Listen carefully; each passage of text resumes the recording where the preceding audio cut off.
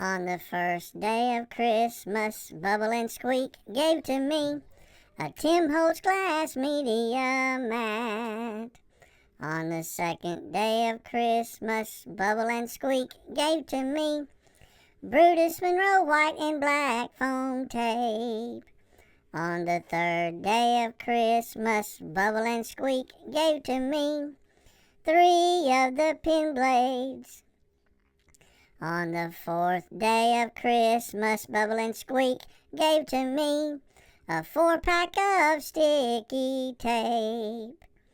On the fifth day of Christmas, Bubble and Squeak gave to me 5 golden things. On the sixth day of Christmas, Bubble and Squeak gave to me 6 months of the Stamp Club. On the seventh day of Christmas, Bubble and Squeak gave to me Nouveau embossing stuff.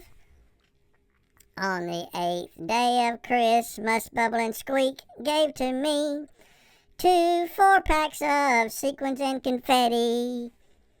On the 9th day of Christmas, Bubble and Squeak gave to me 9 Fiskars Stamp Blocks.